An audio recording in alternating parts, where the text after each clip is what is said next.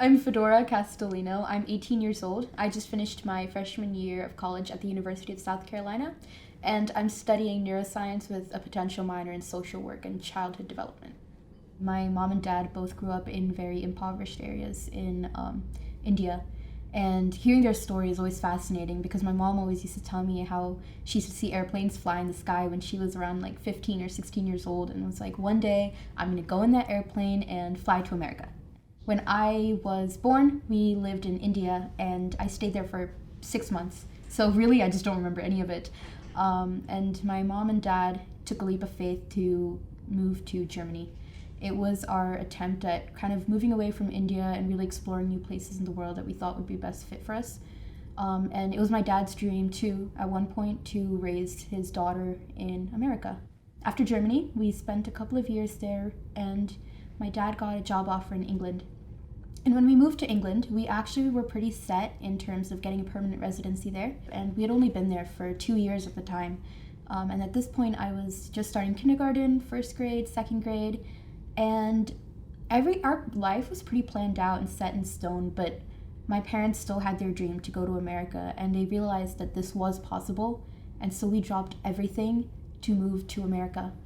There were 3 colleges that my entire family fell in love with and really wanted to go to, and it was NC State, UNC Chapel Hill, or Duke. 3 good colleges all in one area.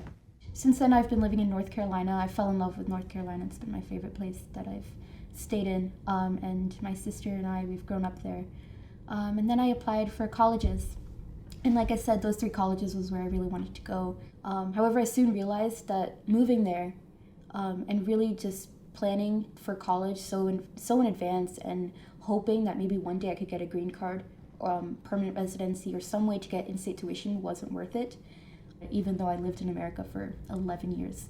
I still wasn't eligible for in-state tuition and ended up having to choose a college out of state, which was really hard for me because I was really close with my younger sister, although we were 12 years apart, and I practically felt like I raised her, and it felt like leaving behind such a big part of me. But I had to go where I got my most merit scholarships from.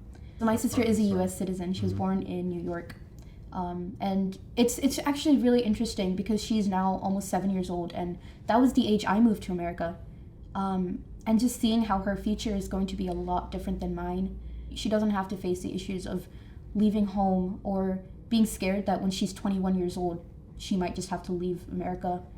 The only difference between my sister and I is that she was born here and I wasn't. And there really isn't a control about where you're born, which it's so crazy to think about how just your birthplace really affects your whole life.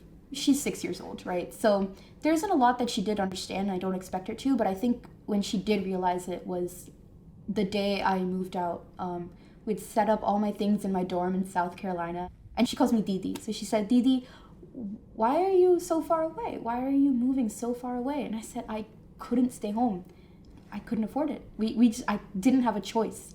And that was when she started crying in like her little 6-year-old like tears, and that made me so emotional. And I realized that she's forced to understand this. She's forced to realize that her parents don't have the privileges that she has, and it's really hard on her in ways that we don't really realize it.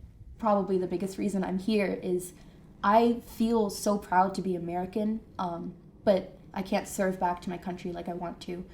There are several ROTC programs across almost every college in the United States.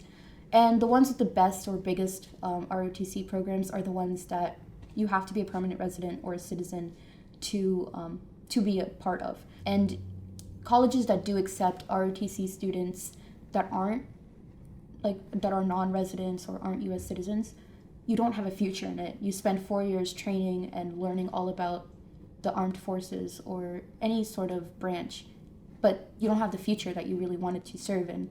You don't get the opportunities such as the Army sending you to college. I was really interested in the Medical Army Reserve or the Corps of Engineers, but it's just something that I can't do. I can't give back to my country. And I've been told, why don't you serve in India? But that's the thing. I'm not serving because I think it's cool.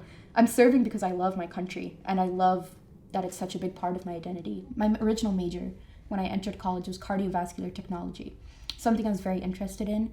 And the way it works at University of South Carolina is you have 3 years of classes, and when you're a senior in college, you get a full-time internship at any of the hospitals nearby. I wanted to get that hands-on experience before I go to med school, and I quickly realized into my freshman year that I would have to change my entire degree. Getting that internship, it's not even something I could apply for.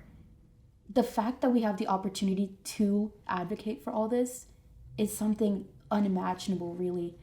Yes, we're in this issue of not being able to get our green card and being trapped in a lot of different rules, but America has given us the opportunity that we can meet these senators and representatives. We can go to Congress and tell them what's wrong. There aren't a lot of places in the world that we can do that in. That's when I realized that I'm proud to be American, because we listen to problems, and no matter what party we're from, our goal is to fix it and listen to the people and the constituents.